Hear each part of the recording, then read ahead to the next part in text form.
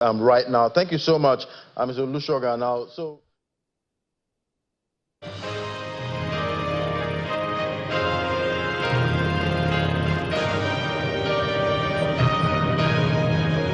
This is a live Channels television event. It will provide policymakers with real-time evidence. It will strengthen public confidence in education governance. Distinguished participants, I wish to commend the Honorable Minister of Education for his leadership and strong commitment for repositioning the education sector through data, technology, and innovation. I also commend the NEDI team, our agencies, development partners, and all stakeholders who have contributed to the progress recorded so far. Today's engagement is another important step in our collective journey towards building a modern, integrated, and transparent education data system for Nigeria. I am confident that the discussions and presentations that will follow will give us greater clarity on NEDI's vision, architecture, progress, and implementation pathway. On this note, I once again welcome all of you and urge you to participate actively in the discussion. Together, we can build an education data system that will serve Nigerians today and support generations yet unborn. Thank you, and God bless the Federal Republic of Nigeria.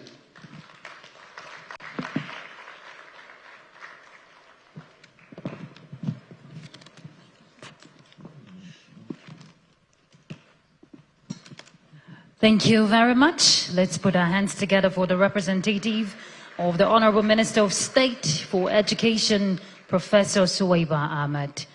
All right, distinguished guests, a lot has been said in the aspect of accountability, policy formation, and of course integrity. You can have this reliable data and talk about reforms in the education sector without reliable data. I'd like to just pass a quick information. I'd like to crave your indulgence, highly distinguished guests, to please just keep the protocol list. I was informed to pass this message and just go straight. You know, you could just stand on the already existing protocol. Thank you very much. And I'm made to understand that some of the state commissioners are on their feet. They have no seats. So please, I don't want to do this because I'm a media person. I've been asked to, you know, I don't know if the media people can cooperate with us so that they can, you know, these commissioners can have seats, please. We're begging. I know they will sort that out. They're going to bring more chairs. But please, let's ensure that our commissioners are well seated. And the media too is very important, so let's provide seats for them also. Thank you.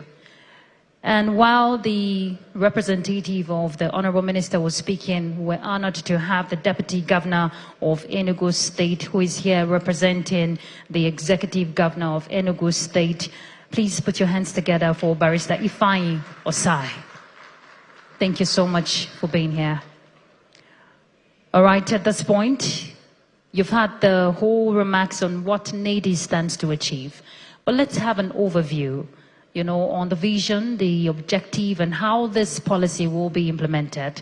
And to do us the honors, please, let's welcome NEDI Coordinator, Dr. Abubakar Isa, to come give us an overview of the Nigerian education data infrastructure. Please, a round of applause for him.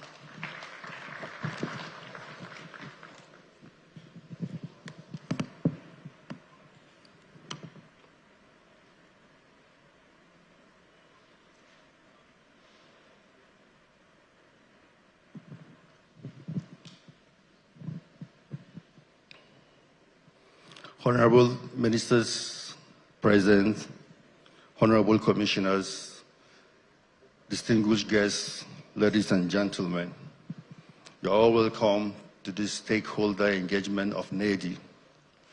This has been a journey for over 18 months, trying to put education in a different pedestal. And this has been the innovation of our innovative Honorable Minister, who doesn't do anything without data, because everything that we need to do has to be accountable, and has to be real. So I have the singular honor and privilege to lead this conversation and provide and also lead this project. Our honorable ministers envision a future where stakeholders in Nigerian educational ecosystem are empowered by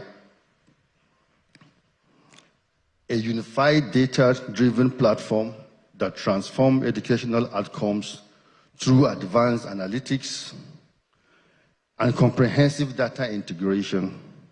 The platform will enable policymakers, educators, and administrators to make informed decisions, optimize resource allocation, and drive system improvement.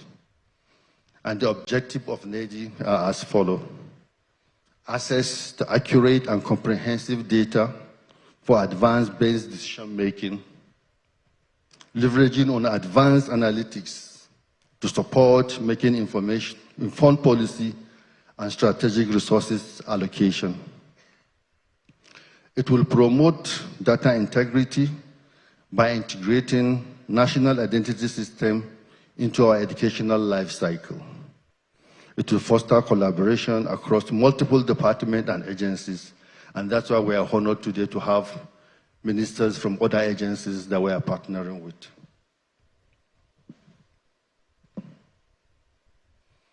I'm sure the question going around our mind is, why NEDI? Why do we have to create NEDI? But 18 months ago, education data in Nigeria spread across disconnected systems with weak interoperability and inconsistent reporting, leaving the ministry and the nation without a unified view of access, participation, and institutional capacity. This is because we have scattered education data across institutions, limiting a unified view. But I'm proud to say that we now have a system that have given us that 360 view of education. Policy decisions are constrained by incomplete, delayed, or low quality of data. Educational resources are not optimized, targeted due to limited data-driven insight. Learners cannot be consistently tracked across enrollment, transition, and completion. And of course, limited visibility into program performance, working oversight, and accountability.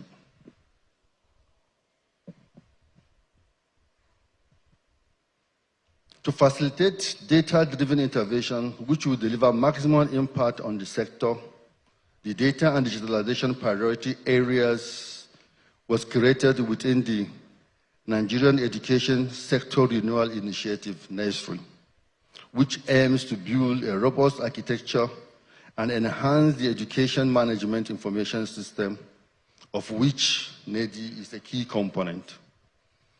The platform we have built is providing the following: is the single source of truth for education data in Nigeria. For the first time, we have a single source of truth that everybody can quote. It's the authoritative view. All learners across every level, formal, non-formal, and other education, is captured on this platform. It will generate actionable intelligence from the full breadth of education data, enrollment, learning outcomes, transition, and equity. It will support tracking of each learner journey over time, enabling cohort analysis and early dropout identification.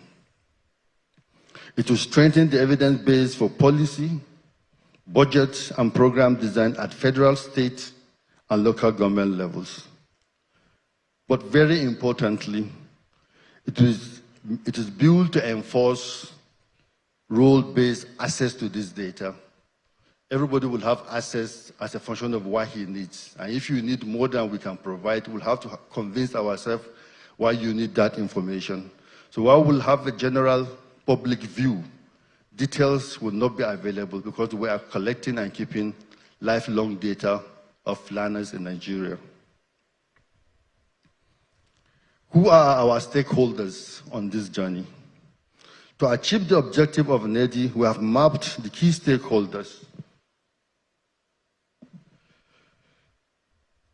actors involved in the education data space, and the role they play in how information is collected, managed, and used. It further reveals that these actors operate across multiple layers, both at national, state, institutional, and external, forming a broad and interconnected ecosystem.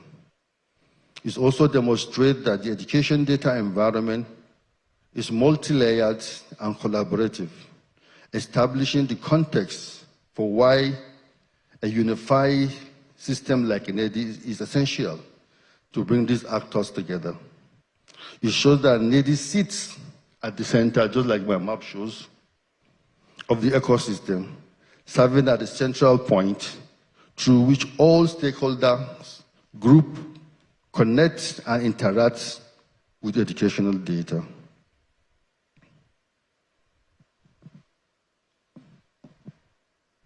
What we expect to achieve at NEDI, and I can assure all of us here that we have achieved most of it.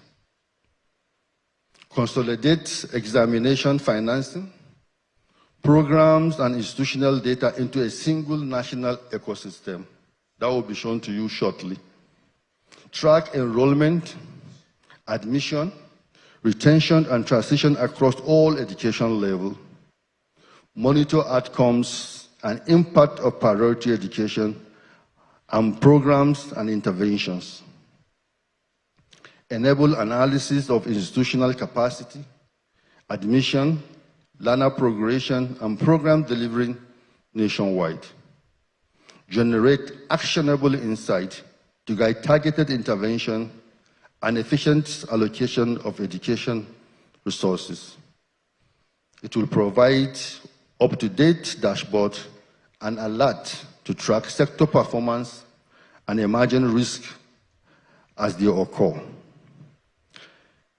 The benefit of NEDI to the entire country, not only limited to education. The deployment of NEDI platform is expected to deliver measurable value across stakeholder groups. And we have done 4 groups: sector governance and strategic oversight. It will provide unified visibility. We can track the journey of a learner from primary school all the way to tertiary. And where they drop off, we're able to know and provide, like Honorable Minister have been doing, options, different life pathway for our learners. It will coordinate monitoring. We will have everybody use it, and people will know where to invest in because it will show the exact position of the country at all times. It will improve oversight across national and subnational ecosystem. It will strengthen tracking of institutional capacity, program delivery, and implementation outcome across all educational levels. It will enable comprehensive monitoring of enrollment, progression, participation, and learner outcome across educational journey. Last but not least, it will support transparent financing, which our development partners have always been asking for. It will provide results-based evaluation and data policy investments choices. In conclusion, education data is a national asset. Every school must be counted. Every teacher and lecturers must be captured. And every learner in Nigeria is going to be visible. Thank you for your attention.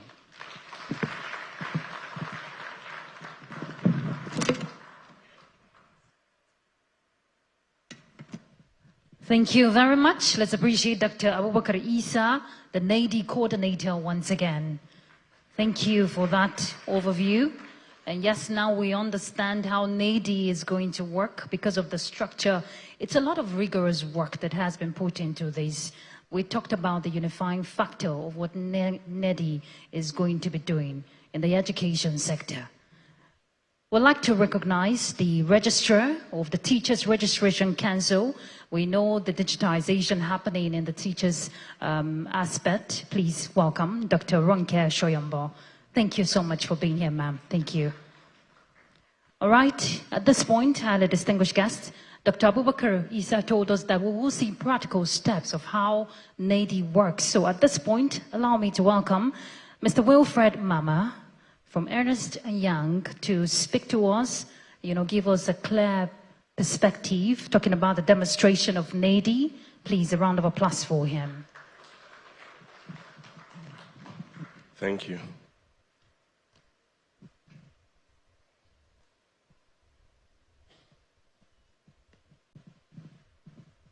The Honorable Ministers present, the Honorable Commissioners, distinguished ladies and gentlemen. It's a great pleasure for us at EY to have partnered with the ministry on this very strategic initiative. My job here is over the next 30 minutes to walk us through what this solution is about and then show us specifically the different insights we can get from the solution. My name is Wilfred Mama. I'm a partner at EY. I look after digital transformation for our West Africa practice. I've got my senior partners in audience as well. So I'll go quickly into the presentation. What we've done, as Dr. Issa already explained, is we are pulling data from multiple sources and consolidating the data. So we're pulling data from DNEMIS, the basic and senior secondary education data. We are pulling data from NECO. We are pulling data from WAEC. We are pulling data from JAM. We are pulling data from the National Commission for Almajiri and Out-of-School Children. So we've got all that data sources we are pulling together. And we've done it in a way that we can pull the data via APIs, and we can also do data upload where we don't have that capability. And then, of course, we do the necessary transformation of the data and then present it in a way that we can visualize it as we soon see. Okay, so Dr. Issa already touched on this. What we are doing, we are covering all learner types, right from the pre to primary to senior secondary, junior and senior secondary. And then from there, we're going into the reporting, right? The reporting covers quite a number of areas. We are looking at access and coverage. We are looking at performance at different exam levels.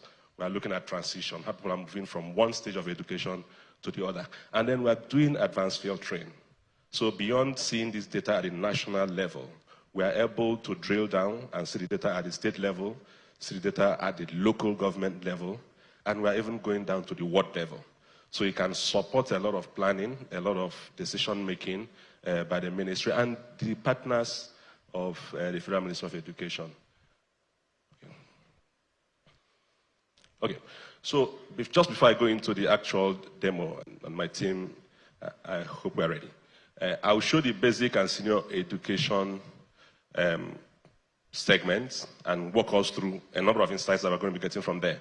And then we'll look at the transition data, the performance, and the policy impact.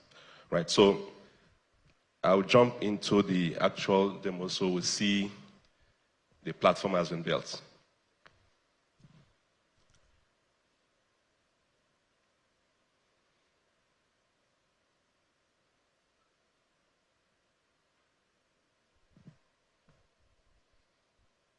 Okay, thank you. So before you get here, of course, you would have to log into the platform to study, talk about the data protection and all of that, right? The view we are looking at is the Minister of Education, the Honorable Minister of Education view. You see his name by the right, because he will have access to all the information, all the data and all of that. But of course, there will be access-based control. So different people will see the data that we want them to see based on the expected objectives at the different levels. So what you're seeing now is the basic and senior secondary dashboard. And from there, we'll talk about the performance, the transition, and then the policy impact. right? We'll look at the access and coverage. We'll talk about teacher capacity, and then I'll show us a bit of drill down. On the screen at the moment, what you're seeing is the total students. This is Channels Television. Please stay with us as we now continue coverage of the Stakeholders Conference on Education holding in Abuja, the nation's capital. That's gone. Honorable Minister for Education, I can tell you today, the school you went, your primary school in Ondo State, the number of students there, the number of boys, the number of girls, the number of teachers, the qualification of those teachers. And I can tell you the facilities in that your primary school, just sitting in my office, and you would be able to have access to that data because this is cloud-based. Once we deploy it, it's live now, but once we deploy it to the public, anybody in the world can go. You can know the number of usable classrooms in your school, the number of computers in your schools, the number of wash facilities, if you have water in your school. That's how granular this data set is. And it helps about evidence-based governance. Now, that will give us that single source of truth. And then we have to use technology, data and technology. And we've heard that President Bola Tinubu say over and over, if you don't use data in planning, in formulating your plans, in intervening and monitoring outcome, it's like you're flying blind. So data is everything. And we have to be at the forefront of it if we have to build the economy. Then we're talking about evidence-based planning, evidence-based governance. You plan, you intervene, you monitor your outcomes, and you see, are your intervention working? If they're not working, what tweak do you need to do in those interventions? This will give us more improved governance, make our educational system more accountable. And the end of it all is to build a high-quality human capital process for our country. Education, and when you talk about human capital development, education stands at the center of it all. Health and social protection. But then, education still remains the bedrock of national economic development. And if you don't train these kids well, you end up creating a major problem for the country. More so in a country like ours, with a unique demography, about 220 million people, 70% below the age of 30 years, very youthful population. This president is determined, President Bola Tinubu is determined to turn this youthful population into a huge demographic gain for us. We need demographic dividends. With this, we'll be able to control the labor market of our country, sub-Saharan Africa, Africa, and the world. And what we need to do that is to train them very well. And if we want to train them very well, we have to use data. Data is at the center of everything we do today in our education system. Now, next slide. So, NEDI provides the opportunity to plan better, budget better, collectively intervene where we should. On the government side, it provides clear evidence-based planning and policy development. It also helps us with effective budgetary planning at both the federal and the state level, and more so at the local level. We can target investment to where we need it the most, so we can get the most impactful outcomes. At the school and community level, it helps us monitor learners' outcome, also track investment, improvement in education, and promote multi-stakeholder participation. With our development partners, it helps us align our resources and where our national priorities are. And I'll tell you, as we looked at our data, the total amount of development bank financing investment and development partners investment, about 80% of those investments in the last 10 years, 80% of those investments has gone to 2 geopolitical zones in the country. And those 2 zones, have the lowest percentage of numeracy and literacy rate in our country. So it's like wasted investment. So as I was challenging World Bank yesterday, I met with World Bank country director. I said, listen, we're pouring this money, billions, into zones, like we're doing something blind. What are you looking at? Don't you look at the outcomes? And it gave me a very good answer. I said, now, we know what we're doing now result-based and outcome-based funding, which is good. But then, if we had used data before, we'd have known. We know where the investment needs to go, but then as we're doing the investment, are we getting the outcomes that we needed to get? And if we're not getting those outcomes, what do we need to do? How do we need to go back to the drawing table and replan? But today, I'm happy to tell you that poor practices is gone completely in our country. We're doing things using data now. So, next slide. Now, I told you about our learner's identification number, creating a learner identity. And I'll tell you, this is a big deal. Why this is highly important. With this learner identification number now, today we have an unenviable position of having one of the highest number of out of school children in the world. But in the next few years, with what we're doing, that number will precipitously drop, and it's dropping already. Because we're now going to be more proactive. We know where these learners are. Once they get into their school, they have this unique ID number that we've made immutable to their national identification number. We will be able, that number contains their state, local government, school ID, year of admission, and learner's number. So if a student starts his school in Enugu today, primary 1, and the parents of that student moves to Lagos at primary 3, we will know that this student started at this school in Enugu, started from Enugu at this local government, at this ward, in this school. So our education system will now be, you can't game it. We will eliminate fraud completely in our education system. The Miracle Center will die completely. And they are, in fact, by now they're almost dead anyway, with even the interventions we put. Centers that are developed to game a system, to cheat.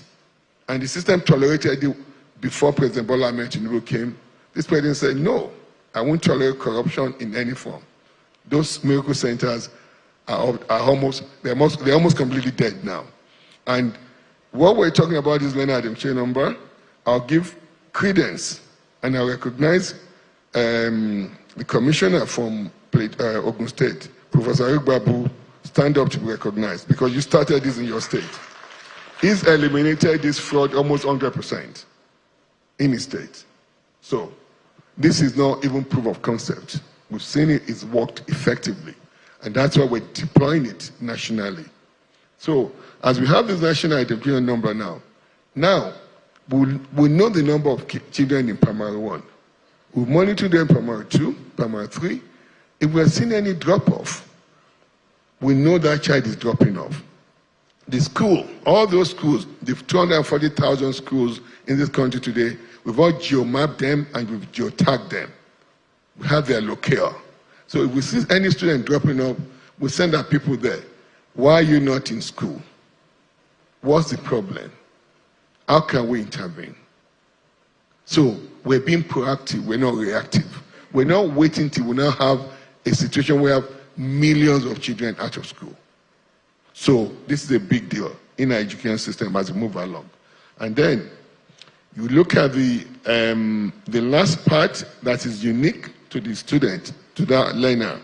We're going to work with the people at NIN, at NIMSI, to make that part, that number, the last 5 number part of the NIN, so that it's immutable.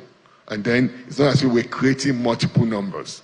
So if you have a learner ID, we know you have a NIN. And at the end of the day, by the time we do our national population enumeration, all this will now make bigger sense.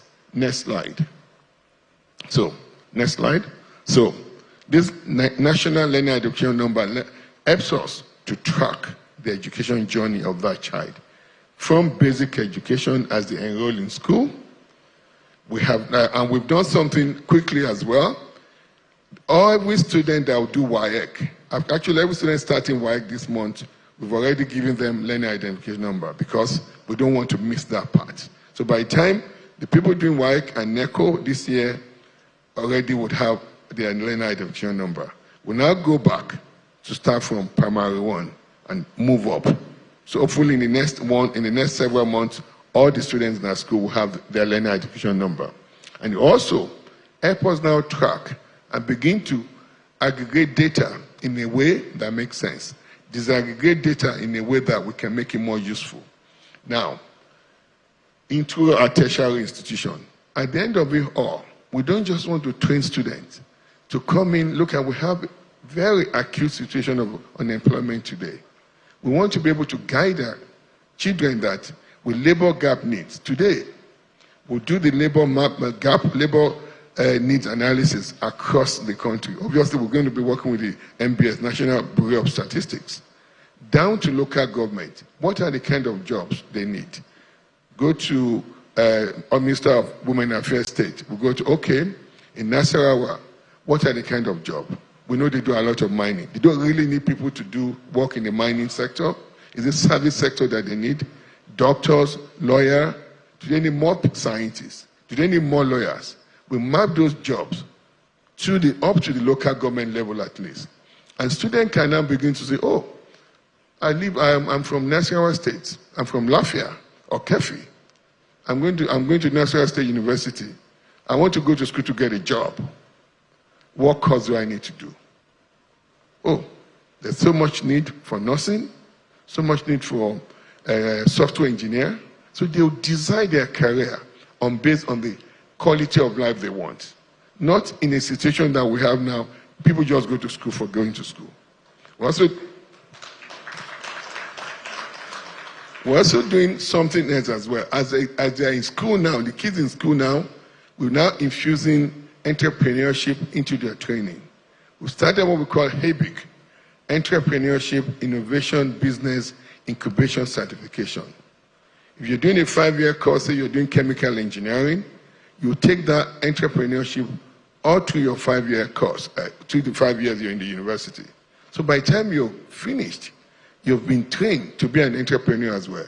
We want to create entrepreneurs out of our students, not job seekers, and make them be very useful to themselves, to their community, to the areas they live, and to the country, to our country and the global world at large. So at the end of the day, I will now going to start aligning our education, the courses that we offer as a tertiary education to what we need as a country. And a lot of reforms are going on. We just had us announce the elimination of students, the elimination of UTME for students going to colleges of education, people that will be doing non-agricultural technology courses at our polytechnics and monotechnics and colleges of education. These were done for genuine reason. We got to that point. How did we get there? It was data that got us there. We didn't just wake up and do this in abstraction. We used data.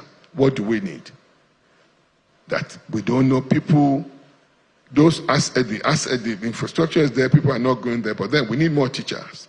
And how do we do this? As we open that access to more people to go to school. We're already proactive. We're building a more quality assurance system of our colleges of education so that the teachers will continue to churn out high quality teachers. And when you have high quality teachers, you get high quality students out of those schools.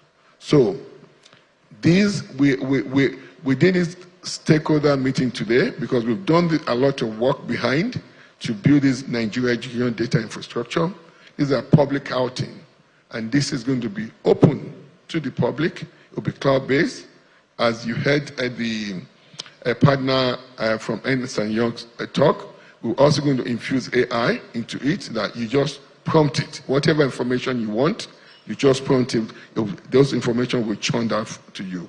And I also would like to thank the partners here, Ernst & Young. You've done a great job helping us to this point, though we feel please give them a round of applause. but though it came at a very high cost to us. So thank you so much.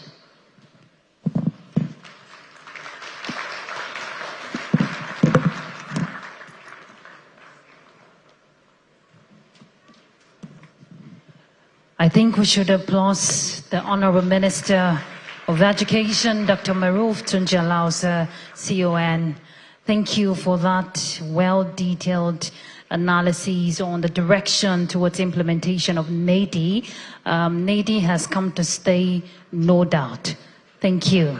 Thank you very much. Yes, it's allowed. Please give another round of applause. And I'm sure when he was speaking about the number of out-of-school children, Madam Vanessa Lee was like, thank God, finally, the headache will get a direction. Okay, you know what the minister said in his words, that you can't, if you don't know where your children are, you know, how would you plan effectively? So that's why reforms like this needs investment from stakeholders, from development partners in terms of investment to build capacity for Nigeria, for its sustainability. So your stake is very important and highly welcome. Highly distinguished guests, please allow me to recognize the Executive Secretary, National Commission for Colleges of Education, Dr. Mrs. Angela Ajala. Thank you so much, ma'am, for being here. Apologies for not mentioning that earlier. So at this point, highly distinguished guests, allow me to welcome to the podium a woman who consistently gives total support to Nigeria when you're talking inclusive learning for every Nigerian child. She's very passionate about it, and she ensures that UNICEF plays a strategic role in all of this. Please welcome Vanessa Lee, the Chief of Education, UNICEF, for her remarks. A round of applause for her.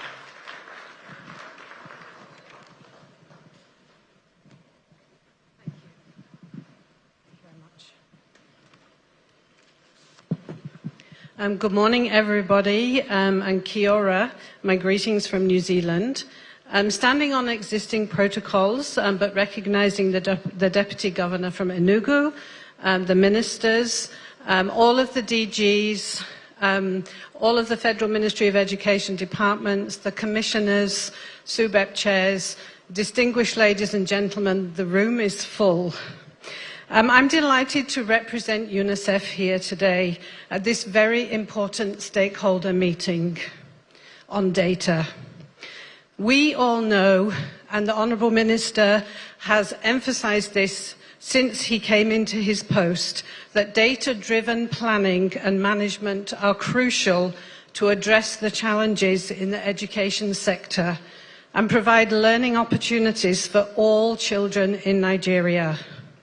It holds education stakeholders accountable for the delivery of quality education. The Government of Nigeria, under the leadership of the Honourable Minister of Education, has transformed education data management. And I use the word transformed because it is truly transformed through the Nigerian Education Data Initiative, NEDI. UNICEF has supported the Federal Ministry of Education to develop and operationalise the digitised Nigerian Education Management Information System. This now serves as a single harmonised system for collecting, analysing, reporting and using education data. And as we've heard today, it fits in seamlessly to the NEDI infrastructure. The DNEMIS, which the Honourable Minister is going to talk more about later with the commissioners and the SUBEC chairs, it enables from the school level all data to be completed. The annual school census is the first thing. The learner registry that the Honourable Minister talked about, where every single child is recorded on the system, which is a new initiative and is a fantastic way for us to record the children in school and to then see the children out of school who can come into schooling. The DNEMIS also offers a safe school module so that all schools can complete data about how safe schools are, and then action can be taken for schools that need to be safer. This DNIMAS, as part of NEDI, it offers a comprehensive, up-to-date database at all levels. And it's a platform for coordinating educational activities. Nigeria is ready to harness the power of data to provide quality, inclusive education to children. However, it's conditional that the states and the LGA and the schools commit to inputting the data and sharing their data in this digitalized platform so that we can map all of the children. New innovations are coming to DNIMAS as part of the NEDI platform.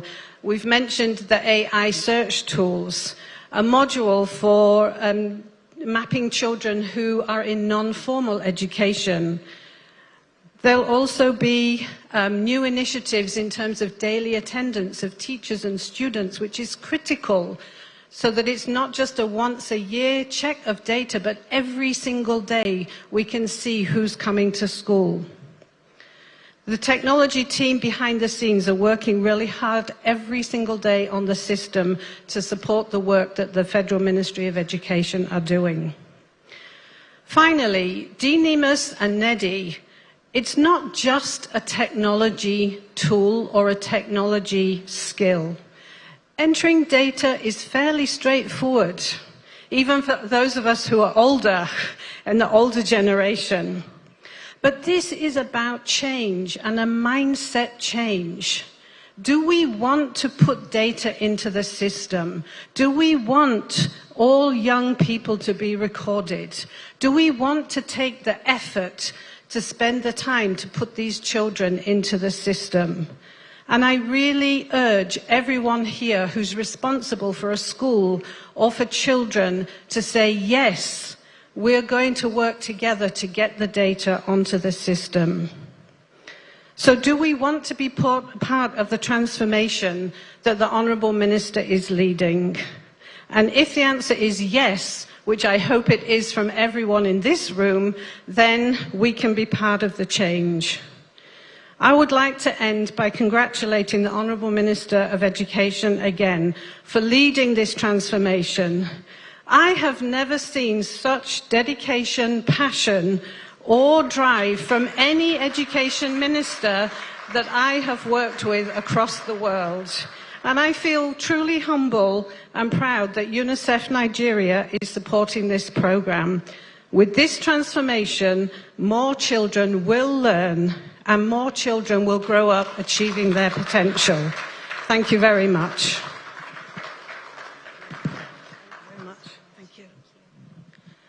Right, let's appreciate Vanessa Lee once again. Thank you for those kind words. And they're not just kind words, they're actually fact. We see the passion of the Honourable Minister. It takes one with vision and passion to drive initiatives like this. You know, we have beautiful policies in Nigeria, but when it comes to implementation, then we get stuck. But this has been driven passionately. So let's appreciate the Minister of Education. I'd like to welcome to the podium another Honourable Minister who is very passionate about women affairs. And when you talk about the girl-child education, oh, she's pushing, she's dogged in that part because she believes that it is the right of every girl, you know, she deserves to learn, to grow, and to dream. And now that NEDI has come to stay, we're talking inclusivity for the girl-child. Please put your hands together as we welcome the Honourable Minister of Women Affairs, Hajia Iman Suleiman Ibrahim. Another round of applause, please.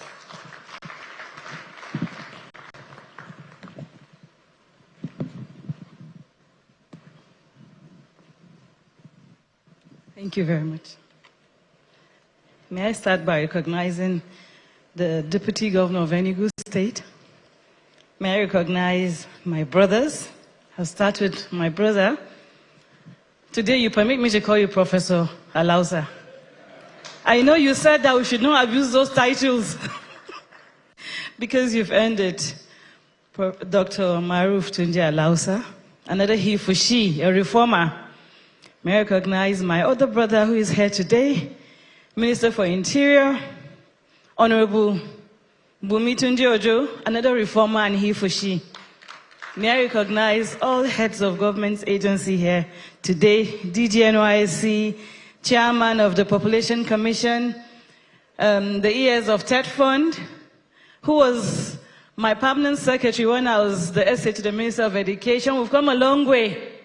He put me through the ropes of this Federal Civil Service. I recognize you. May I recognize all the heads of agencies within the Education Ministry, commissioners of education from the states, our foot soldiers. May I recognize the ES of SUBEB, all our stakeholders here present, particularly development partners, the UNICEF, our partners in progress in child protection. May I recognize all delegates here, gentlemen and ladies of the press.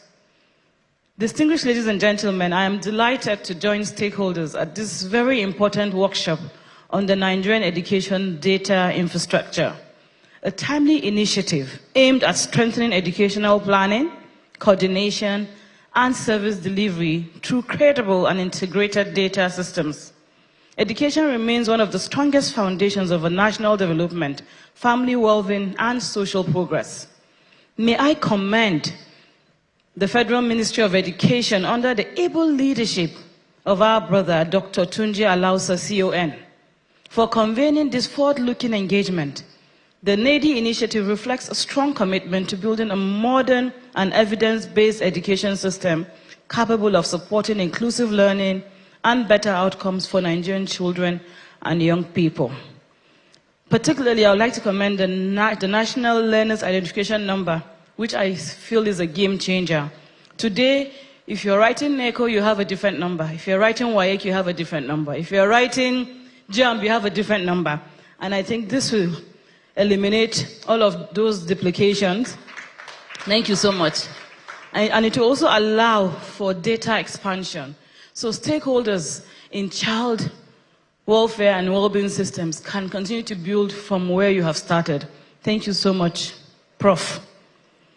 For the for the Federal Ministry of Women's Affairs and Social Development, this initiative is particularly important because reliable data will strengthen our work in child protection, family development, girls and boys education, social inclusion, and support for vulnerable groups. Accurate data enables government to identify gaps, target interventions more effectively, improve coordination across institutions, and ensure that vulnerable children are not left behind. It will particularly for us support the child education component reporting for the Child's Rights Report, which we're behind for over 3 years. With all your strides, we can be able to report with pride, knowing that we're, on a very, positive trajectory. No wonder they never reported for 3 years. But now we have credible data that is very promising that we can report on, and it's work in progress. And we thank UNICEF for that support as well. The ministry also recognizes that education is closely linked to welfare and well-being and empowerment of women families. Studies continue to show that educating children, particularly our girls, improves family health, increase economic opportunities, and reduce vulnerabilities. And it contributes to national stability and development. This is why investment in education must remain a national priority. Your Excellencies, distinguished ladies and gentlemen, the need for stronger education data systems have been even more urgent given the realities of our out-of-school children. Inequality and limited access to quality education in some communities. Integrated and reliable data will support better policy decisions, equitable resource allocation, improved monitoring, and strong social protection response for children and families across Nigeria. The NADI initiative also aligns with the renewed hope agenda of this administration, the agenda of Mr. President, President Bola Ahmed Tinubu, GCFR, particularly within the human capital development and social investment priorities, being advanced through the renewed hope social impact intervention of our ministry, the Ministry of Women Affairs and Social Development. By improving access to credible education information, this initiative will strengthen transparency accountability, and effective service delivery. It is also significant that the workshop is taking place on the eve of the International Day of the Family, and also ahead of the 2026 National Children's Day celebration. The timing reminds us of the close relationship between education, strong families, child protection, and national development. Every educated child strengthens the future of a family, and every empowered family contributes to a stronger nation. We therefore see this particular convening not merely as a technical exercise, but as an important platform for collaboration towards building a more inclusive, more responsive, and people-centered education system for Nigeria. May I therefore conclude by may I start by appreciating His Excellency Mr. President for prioritizing education sector reforms in this administration. We have seen it through the allocation of domestic resources. May I also applaud and commend the Minister of Education, my brother, Dr. Tunji Maruf Alausa, and his Minister of State and his team for translating the renewed hope education sector reforms to a lived reality. And on behalf of all stakeholders, from the public and private sector, we say thank you. This will not only improve education outcomes, it will also improve business outcomes. Because business owners will say, wow, we have 32,000 students, who is making their shoes? Who is making their uniforms? We thank you, Honorable Minister. May I also commend all development partners, institutions, stakeholders, all the technical experts contributing to the success of implementation of this initiative. When I saw this particular initiative in the Minister's office a few months ago, it was at the conception. I'm so proud of the sophistication and the direction in which it's going. And I would like to use this opportunity to reaffirm the unwavering commitment of the Federal Ministry of Human Affairs and Social Development to sustained collaboration in advancing inclusive education, social development and gender equality, family well-being, child protection, and national progress in line with the renewed hope vision of our President. Distinguished ladies and gentlemen, when knowledge is guided by truth, policy becomes purposeful.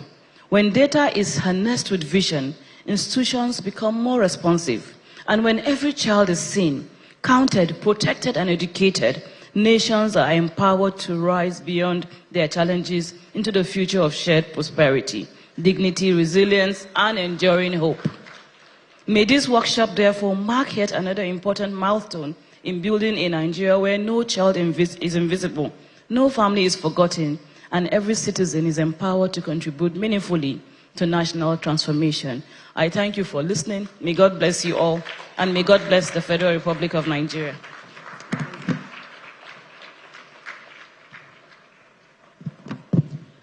Thank you very much, Honorable Minister of Women Affairs, Hajia Iman Suleiman Ibrahim. Please, another round of applause for her. Thank you so much. It's good, Your Excellencies, distinguished guests, that we're witnessing this transformation today. And you can mention data drive and not take a look at the Ministry of Interior on what they're doing. That is one ministry, of course, that is driving initiatives, using data-driven transformation to drive initiatives under every agency to promote internal security, to ensure that immigration processes are seamless. I call him the E-man because you hear contactless, biometrics and all. So please put your hands together as we welcome for his remarks the Honorable Minister of Interior, Dr. Olubunmi Tunji-Ojo, the E-man.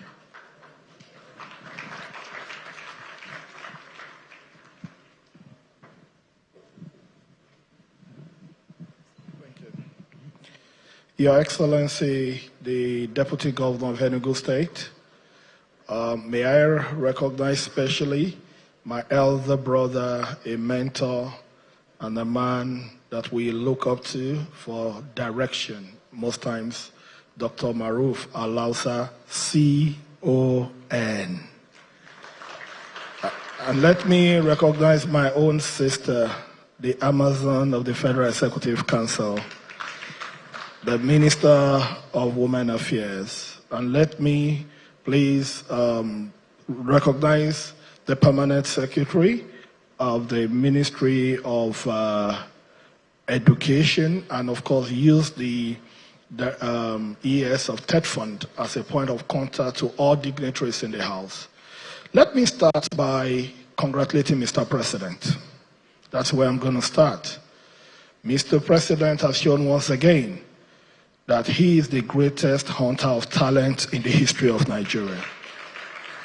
Today we can sit here and celebrate Nedi, but to me, that is secondary.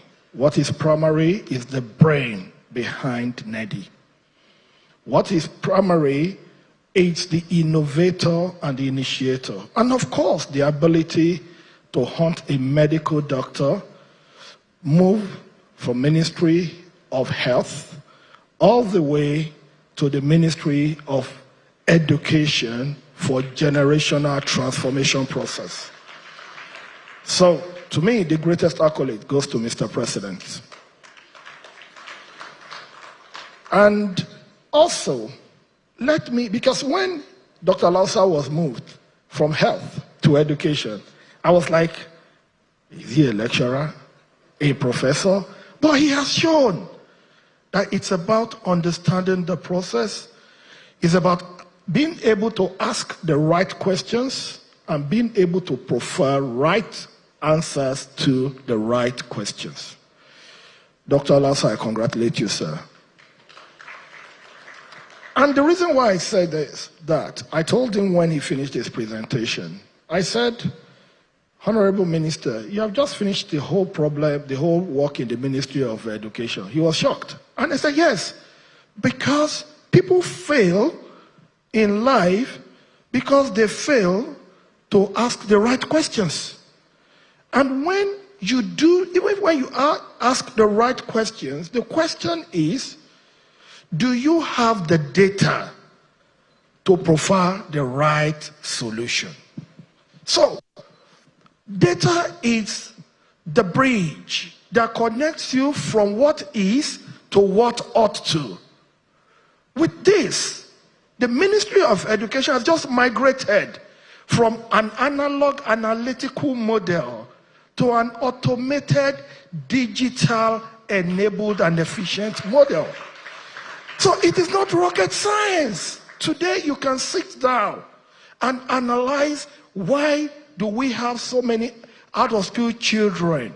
Where are we putting, we want to do budget. What do we want to budget on in education? When people say, oh, let's give this percentage to education, the question is, for what?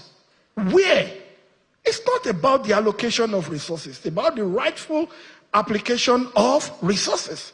So with this, we have killed all the birds in the bush with one stone. So for me, I want to congratulate the entire Ministry of Interior, and Ministry of Education, and I also want to congratulate Nigeria, because realistically, we are now ready to migrate from a resource-based economy to a knowledge-based economy. And when you look at the richest countries in the world, I tell people, even though a lot of them are highly empowered, they're highly blessed with resources, but a lot of them, they've played down on natural resources, and what have they done? They've optimized knowledge resources. And Nigeria is joining that league. So for me, it's a goodwill message. The technicality is superb. When we started in the Ministry of Interior, we had recidivism in Nigerian Correctional Center in 2023 when Mr. President came on board at over 13,000 recidivism in the year 2023. We went into building what we call a CMAS, got our data, and I tell you today, from 13,000 in 2023 recidivism in Correctional Center, in 2025, it was just 1,200 recidivism rate. So it means that correctional centers now are actually correcting people. So when people commit offenses, they go to correctional center. What it tells me is before 13,000 people will come back within 1 year. Today, only 1,000 plus. And we're targeting zero. How did we do that? Data. Because with data, we started asking questions. Okay, why is it that when they go out, they want to come back? Because in the correctional center, some of them, free food. Some of them, yeah. But we sat down. The reality is we needed entrepreneurship development, training, skills acquisition, whatever, and we're able to do that. And today, you can see what is happening at that level in correctional centers.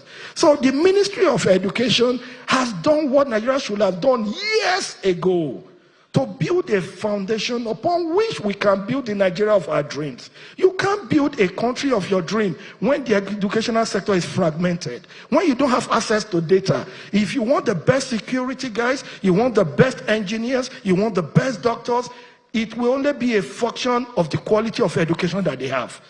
Quality of education is the foundation for efficiency. It's the foundation for socio-economic development. It's even the foundation for socio-economic emancipation of individuals and the country. So for me, Doc, what you've done, you've not done this to the glory of God for the Ministry of Education alone. You've done this for Nigeria. And for me, I can now plug my solution into this. If somebody is coming into the correctional center, for example, with this, your number, I can easily track the person and know the skill set, the educational qualification. Even when he's in the correctional center, what can we use the person to do? It's not that you take inmates out to go and be cutting. No, that's not the hard work. Today, the reason why we have 1,000 plus recidivism, why we have gone down, it's not that we didn't spend any money on entrepreneurship development for skill acquisition. No, we did what we call skill set audit in the correctional center. What were you doing before coming in here? Some tailors, some shoemakers, and etc. We now formed cluster. You, that this is your area of expertise, why don't you be teaching 10 people? When you teach these 10 people, this is the point that you earn. From there, the rate of infighting or the crisis went down drastically. So with this, once I have this record, I can now sit down. If we have open university in our correctional center, people sit for NAPTEP, people do this. So a lot of these people that are graduates, some of them can even now be used even as teachers. Even some of them can be used to train other inmates. It can become train the trainer. So there are a lot of things that we can do with this. If you want to apply for passport, we can now have access to your record. What you claim you have, is it what you have? What is the integrity of the solution? Citizenship integrity can be enhanced. A lot. This has far-reaching effect, far more than education. This becomes the foundation of the new Nigeria. So once again, not to bore you, I want to congratulate Mr. President again. And that's what we say, when the righteous are in power, the people will rejoice. Dr. Alausa, congratulations to you. Congratulations to you. You have shown us that, I'm sorry to say this, we from the STEM background, I can see Dr. Tunji Ario. Well, you're here, sir. I can say this very clearly. We STEM people, what we can do innovation-wise, Sorry, I don't want to talk too much. Congratulations, and congratulations to all of you. God bless you.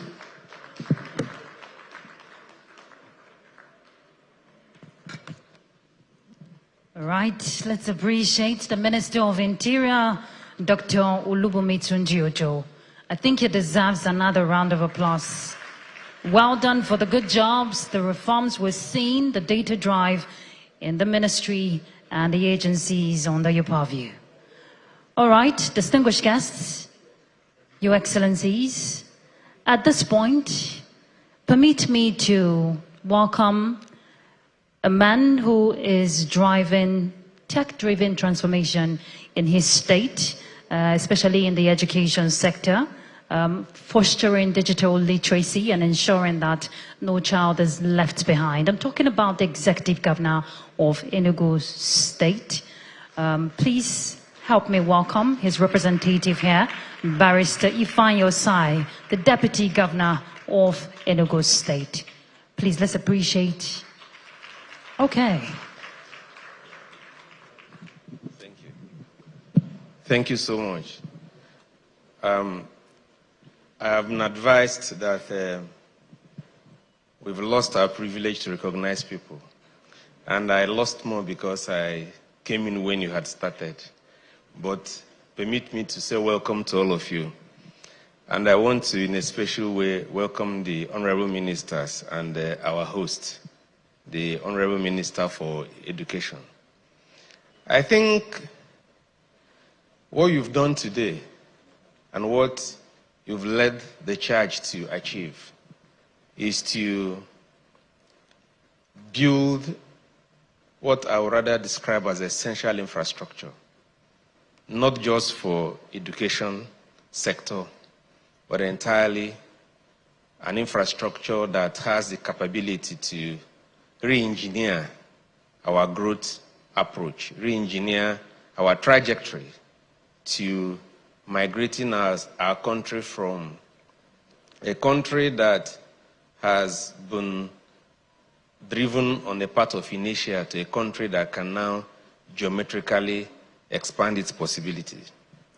But while that has been said, and of course you made mention of what we've tried to do in Enugu State, our investment in education, the smart green schools that we've tried to do, trying to rebuild our education system. And of course, what led to our investment in smart green schools is that when we took the job, we did an asset audit of our school system. And we found out that we had a school system that neither the governor nor myself could send any of our children to. So the question was, if we run a school system that we can't subject our kids to, whose child will we want to go to that school? So it's a conflict, and that betrayed everything we believed.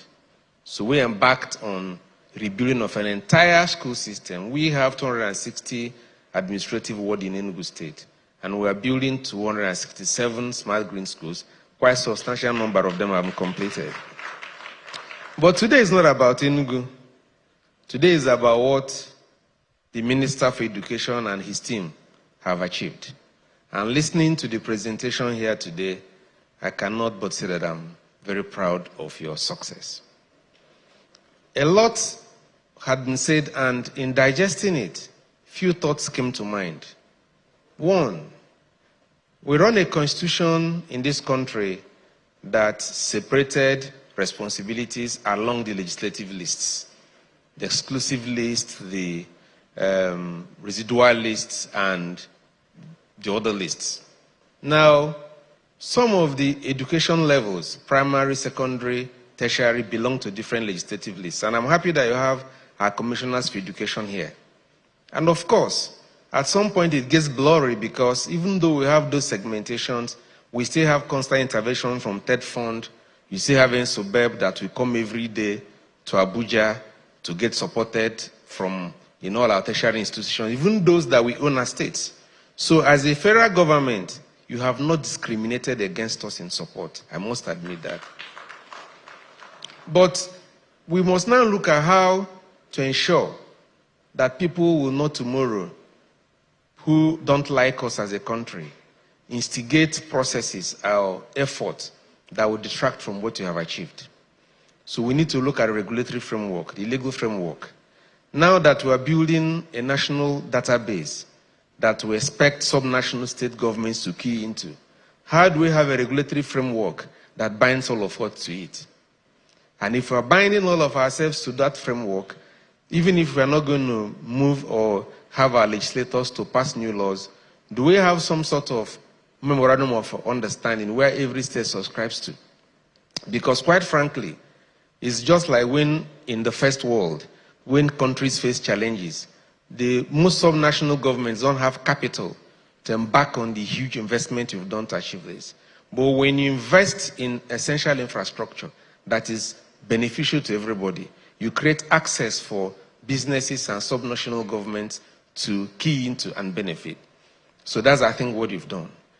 The other challenge is how do we ensure that the data they feed into this system from the ward levels to local government levels are credible? Because you can sit in your office in Abuja, Honorable Minister, and some irresponsible or unserious staff down the value chain generates data that are not real and feeds it into your database because no one is looking at the person. How do we ensure data credibility? Because that data will be generated from the baseline, from the primary sources. So we have to develop a framework that ensures that that data is generated. How do we also insulate people who are doing honest work in this process? And in the course of that honest work, people's data are breached, and someone decides to institute legal action against them. So we must find legal framework that insulate them from criminal or legal liability, because they are contributing to national assignment. And again, you also begin to look at how to extrapolate the value created by this infrastructure. Every day I sit on immunization committee trying to see kids that have had immunization or not. So why are we not able to look at what you've done and sit down with National Immunization Committee, Federal Minister of Health, see how we make it compulsory that immunization records are also fed into this database? How also can we not make this possible? We said that education is free. What legal framework do we have to compel parents? Because you can do all this data infrastructure, and parents don't send their kids to school. We said that school is free in Nigeria, but I'm not sure any parent has been subjected to some form of punishment for not bringing a child to that school that we say is compulsory and free. How do we ensure? Because kids do not have responsibility for themselves. How do we ensure that sending kids to school, parents are made to see that as responsibility of parenthood, irrespective of their social strata? Because I know for sure that there's hardly any part of this country that you don't have access to a basic school. So do we need more of reorientation, more of information sharing? What processes can we work together to create to ensure that parents see submission of their kids to education as a parental responsibility? Because if they don't bring these kids to school and you don't have a framework that enables that, we can't go to force them out from their homes. So we need to sit down as sub-national governments with you to develop a framework that enables that. And in doing that also, I think it's also important that we, as a country, when we have this data, when we look at maybe number of kids in a particular school, male, female, whether they are STEM or non-STEM, and some kids that are not doing well, when we have these results from WAEC, can we check through the Ministry of Women Affairs to assist us on why some of these kids have challenges? There are children with disabilities. When the Ernst & Young staff was giving us a rundown, I did not see him mention anything about them. Probably it's there, but it was not in the slide that he shared, because we must ensure that no child is left behind. What we've done today is a huge leap for the growth of our country. And for us that are sub-national governments, we owe a debt of gratitude to you, because you've provided for us access to infrastructure that we know is difficult for most of us to even attempt to initiate, not to talk of financing. So on behalf of grateful sub-national governments, I want to thank the Honorable Minister for Education and Mr. President for continually leading the charge in our growth and development as a country. I wish you well, and may God bless you.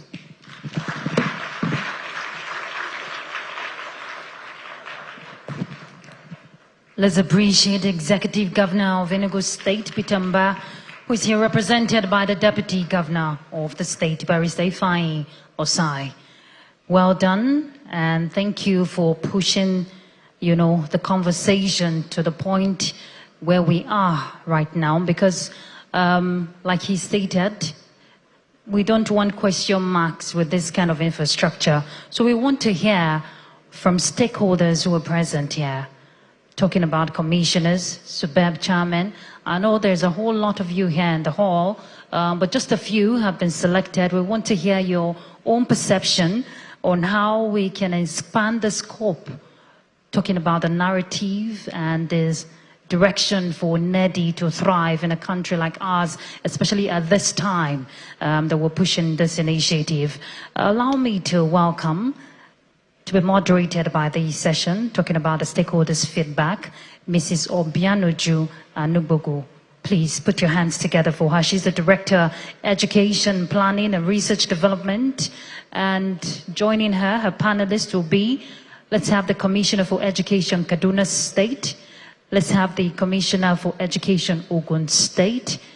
Let's welcome Subeb Chairperson for Enugu State, and of course Subeb Chairperson for Abia State, and of course a man I see who is resilient and also very, pushing for a lot when it comes to education in Nigeria, from the British Council, Mr. Ian Atfield. Please welcome. Put your hands together for our discussants.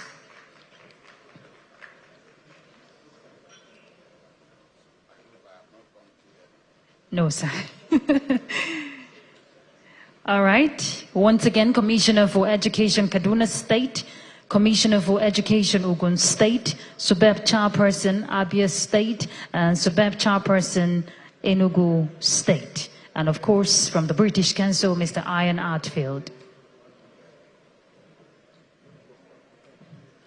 This is where you share your perception, your scope, on how you think NADI can be effectively implemented in your state.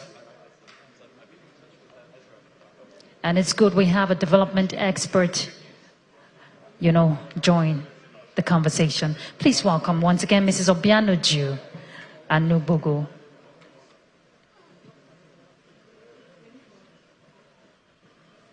Let's appreciate the Minister of Interior, the Minister of Women Affairs, and of course the Executive Governor of Deputy Governor of Enugu State as they take their leave.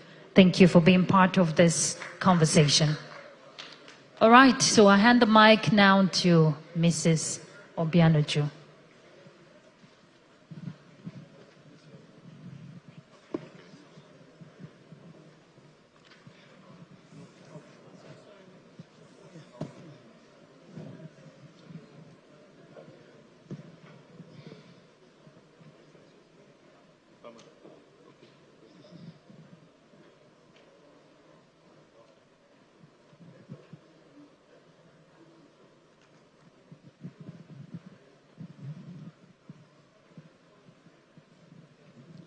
And just a quick one before they begin this conversation.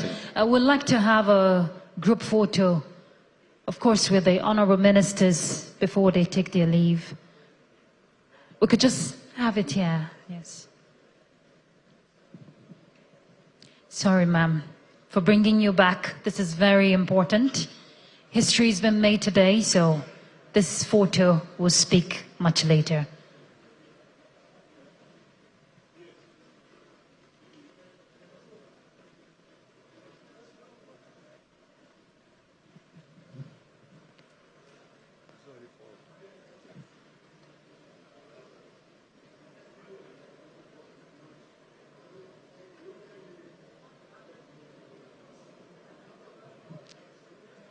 UNICEF, Population Commission.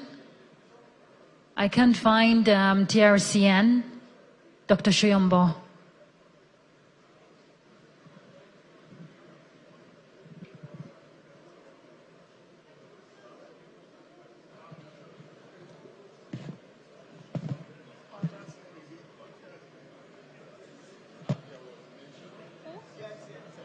Please, Dr. Ronke Shoyombo, the registrar at TRCN. You need to be part of this picture.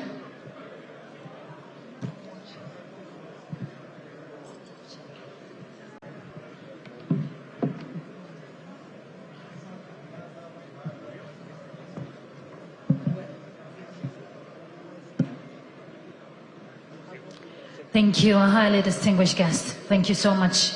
Thank you.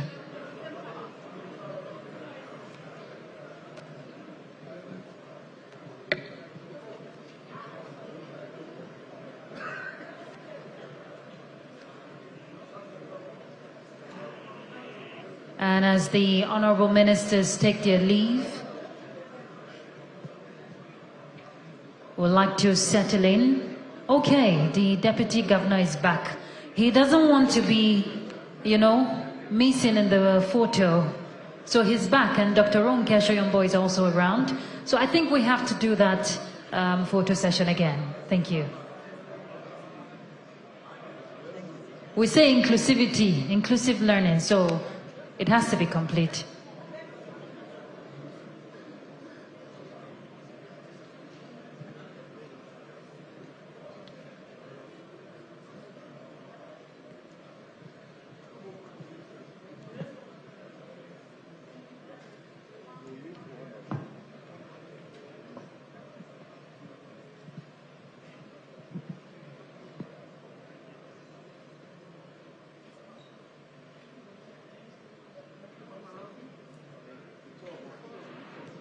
Thank you so much. We appreciate all our highly distinguished guests. Thank you for what you do. Thank you for your support and the solidarity and pushing Nadi forward.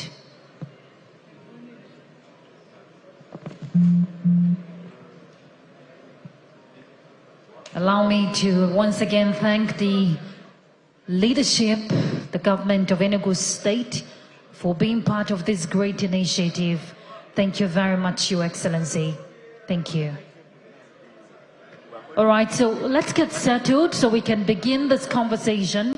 It's a feedback from these key players, so let's get settled.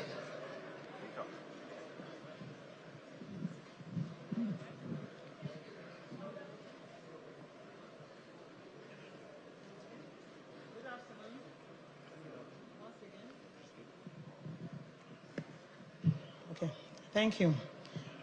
Good afternoon once again. Just like the MC introduced me, I will still have to introduce myself. My name is Mrs. Obianuju Anibogu, the Director, Educational Planning, Research and Development of the Federal Ministry of Education. And it is my honor and privilege to moderate this important panel session. Please permit me to introduce our distinguished panelists, starting with the Honorable Commissioner of Ogun State. Sir, you are welcome.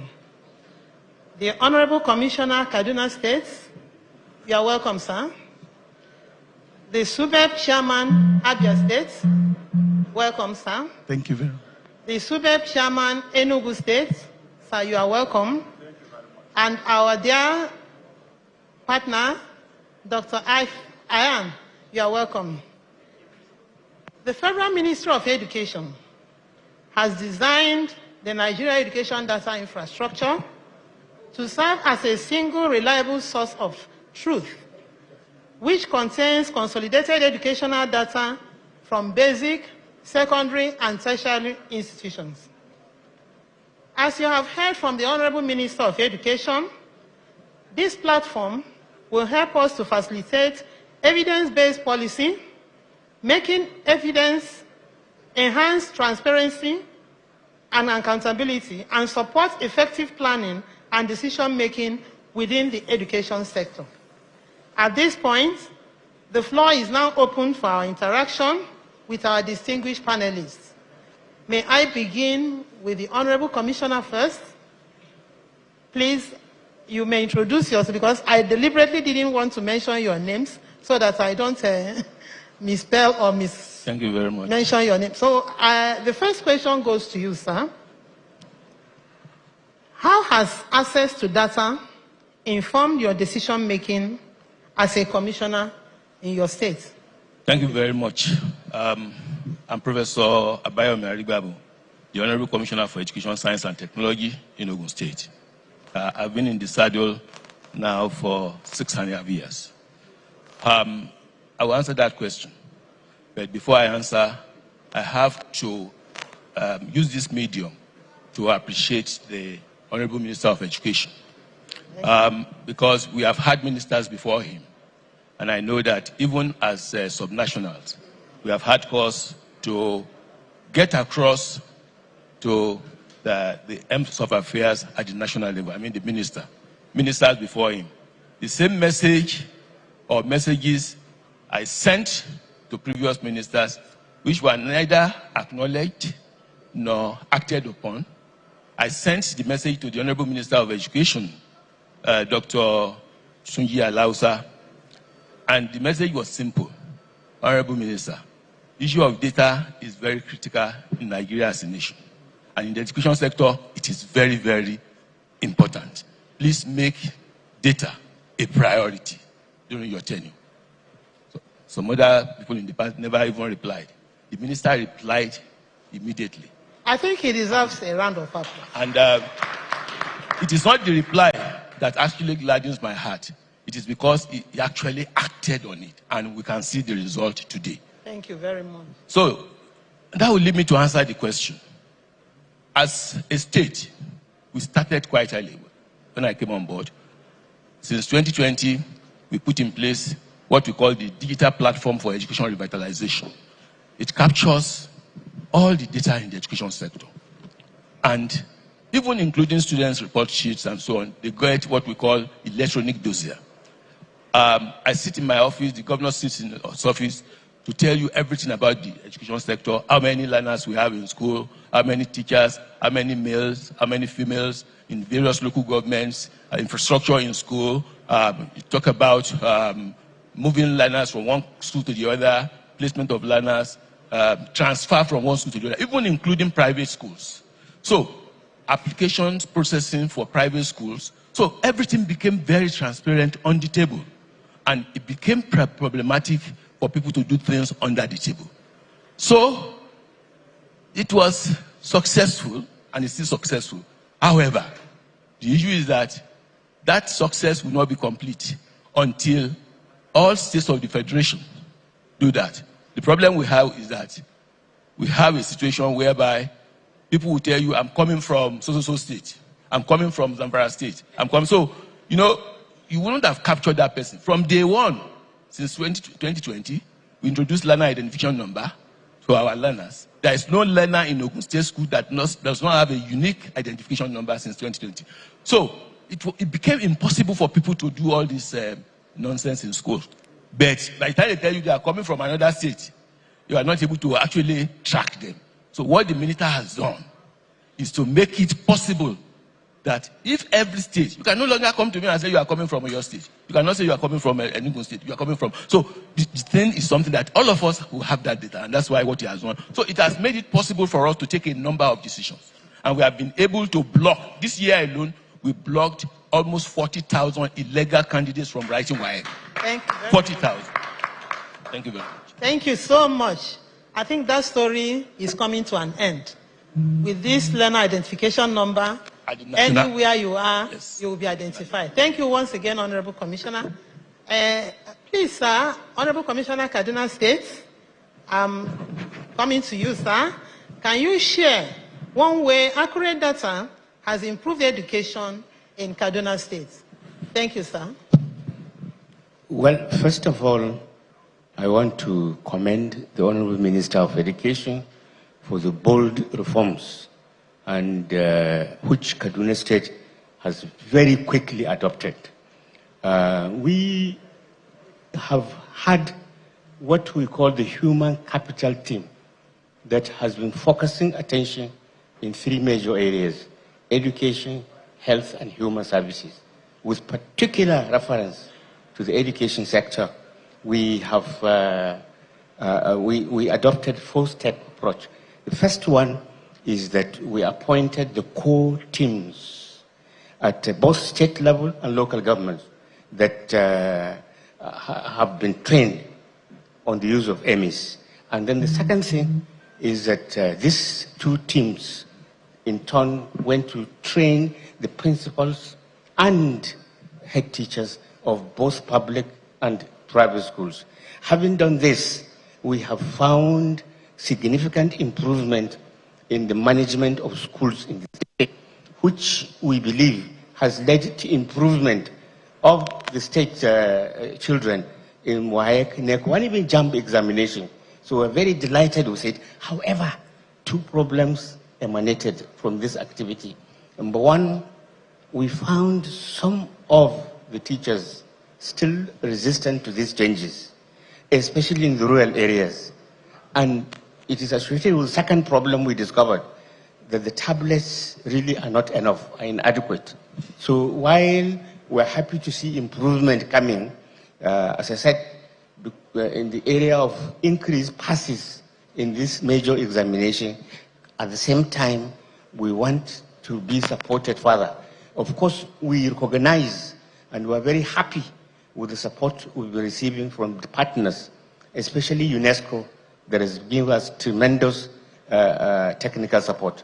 So, in short, I want to say we're happy with the increased performance of the children of Kaduna State in this major examinations. Thank you so much, Honorable Commissioner. This is one significant improvement that data has contributed to the education sector, not only in Kaduna State, I believe, in all the states that have keyed in. Thank you once more, Honorable Commissioner. At this point, I want to come down to the SUBEBs. Let us hear from them, from Enugu State. What is it? Why is it important for your state to upload accurate data into the NEDI platform? Thank you, sir. Thank you very much. You know, your deputy governor just left. Exactly, exactly. I'm Associate Professor Kibe Aijinus Banko. Okay, sir. The SUBEB chairman, Enugu State. First and foremost, let me appreciate the innovative acumen that the Honorable Minister has exhibited in the Ministry of Education.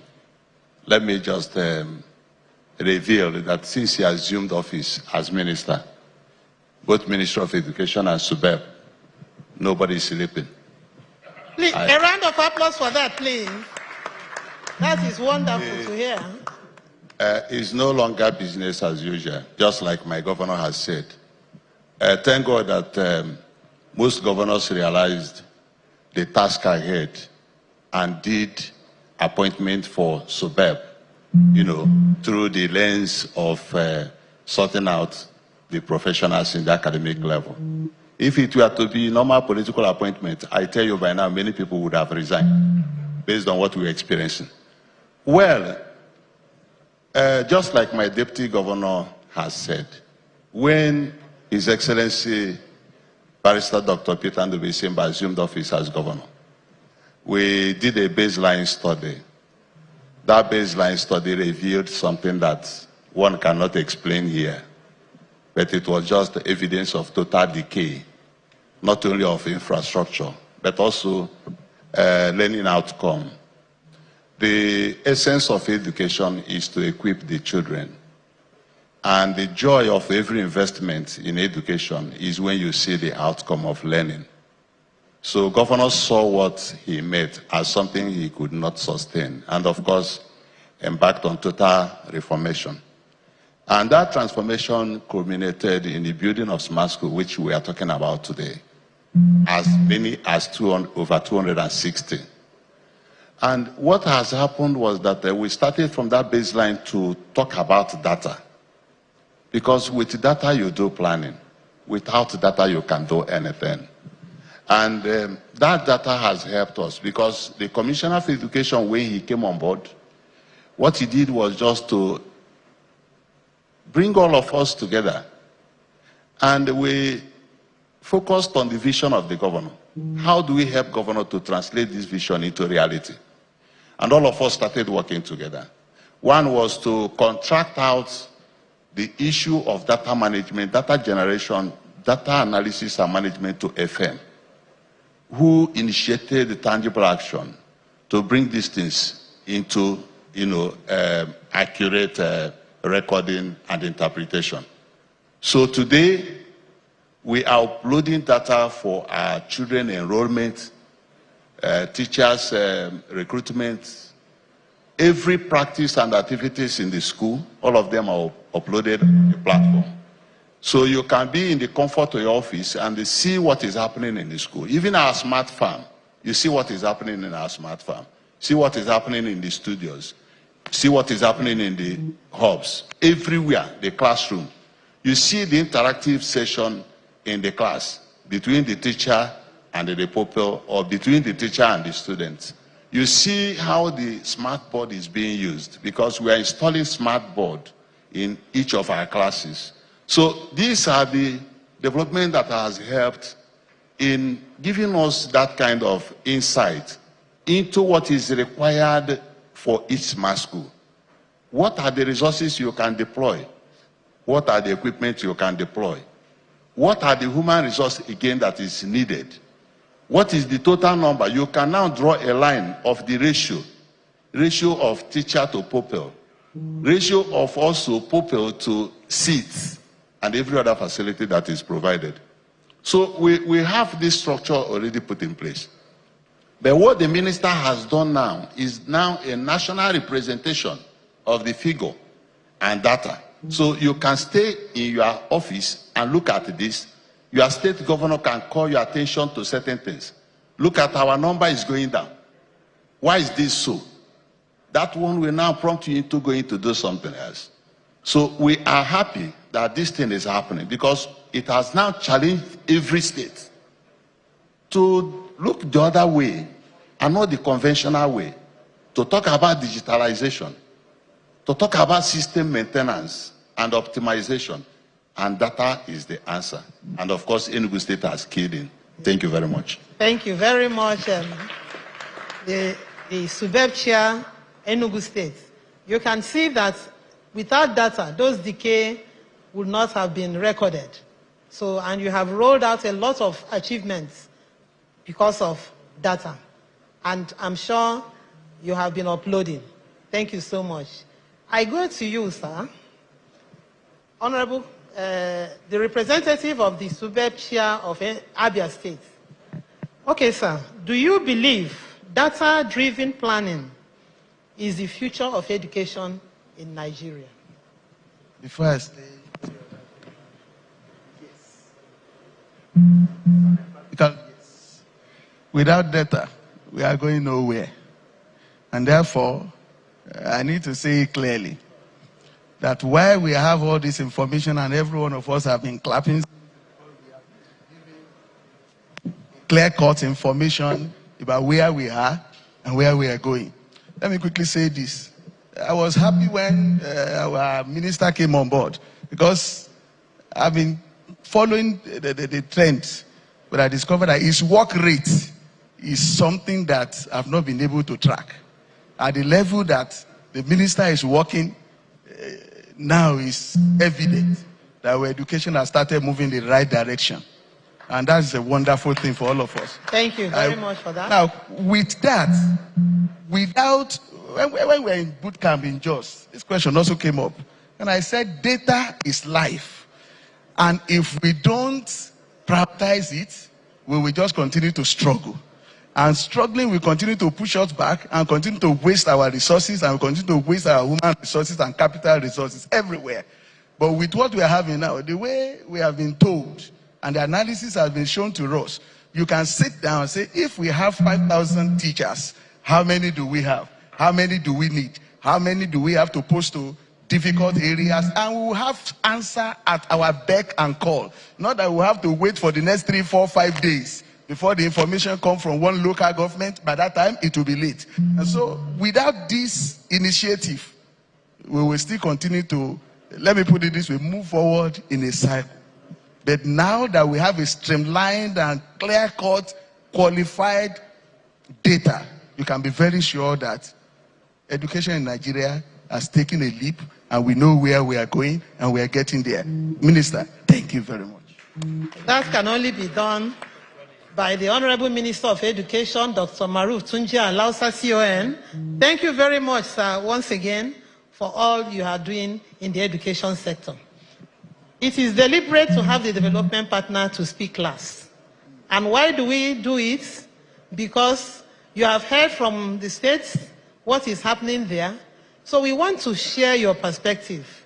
And why is data infrastructure such a critical investment for education system, especially in Nigeria?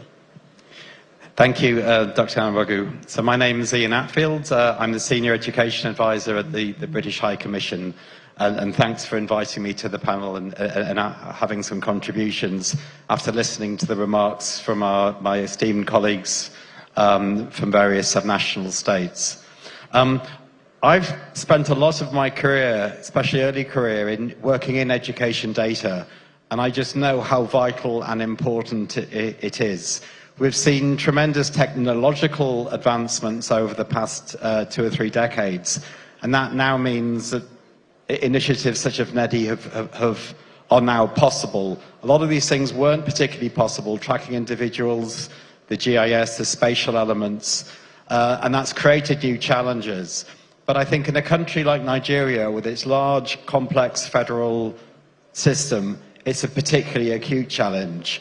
And so I think as development partners, we often feel like we get caught in the middle, because on one level, we've been supporting in a number of ways, and we do try to coordinate amongst ourselves, the World Bank, the EU, the United Nations, the UK government, and others. But for example, when you ask that question, how many children are actually in school last year, the year before, or what is the average learning rate? There currently aren't national answers to those questions in Nigeria. Even the population, the number of children in the country, if you want to know the enrollment rate, it's enrolled in school divided by the school-age population. But there hasn't been a population census, I think, since 2006. So all of those mean that for accountability in terms of use of finance, but much more important, accountability to the Nigerian taxpayers, the Nigerian citizens, about how their funds are used in their education sector, these questions are hard to answer. So one partial solution is to do sample surveys, is to say, well, you know, let's do sample surveys to see what we think is the enrollment rate or the learning assessments. But obviously where NEDI will trump this, using the digital EMIS, the various other assessments, combining the data into NEDI, is that this is, you know, this is not a sample, this is 100% administrative records.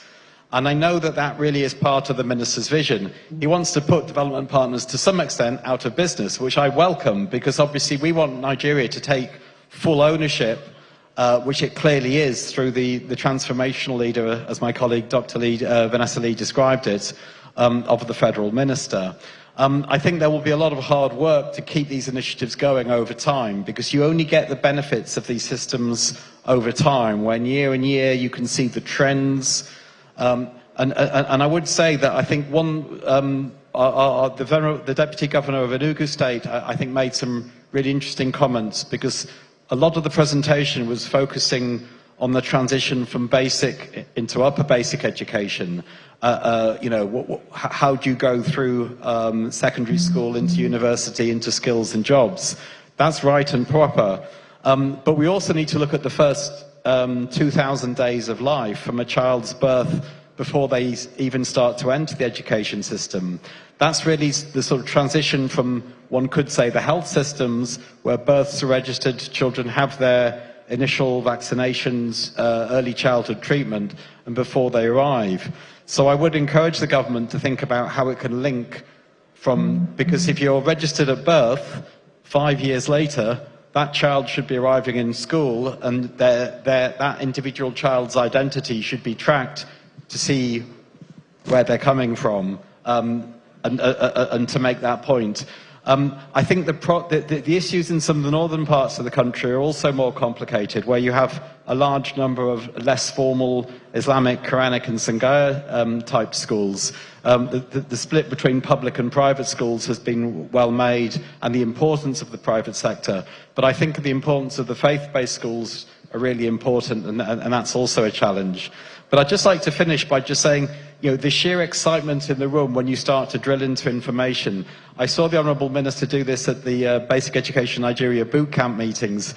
You know, it was interesting to see which are some of the star performing states, and I would sort of certainly flag Kaduna. Well, congratulations, Commissioner, because I think not just the data that we've been seeing for 24-25, but the current academic year that's in session, 96% of the school EMIS data records is already uploaded to Kaduna. So while we may have some of the high-performing states up on the stage today, and I applaud all of you, sir, here, but I mean, the true challenge is you need data from all 36 states plus FCT to get the national picture. And even if you're just missing a couple of them in delays, that's always a thing that pulls down and makes it difficult. But when you can start to drill into those interesting analytical questions, Where do children drop out of the system? What are the most productive subjects that the country needs to study in terms of the job market? That's where you get the real value of this. And I think the development partners are in lockstep behind the Honourable Minister on these. Just as a final example, with the Hope education system and the Hope governance, these large World Bank GPE financed investments, there are financial bonuses, you could call them, or results finance indicators to states to getting complete and timely records up. And I think that is a really interesting initiative, and one the government should think of about its domestic financing, because it's only by sustaining NEDI for at least a decade will you see its true potential and transformational results. Thank you very much. Thank you very much, Dr. Ayan. We would have allowed you to continue, but for the time, I really want to appreciate you, and we are working closely with the partners, and you are also seeing the improvements each day.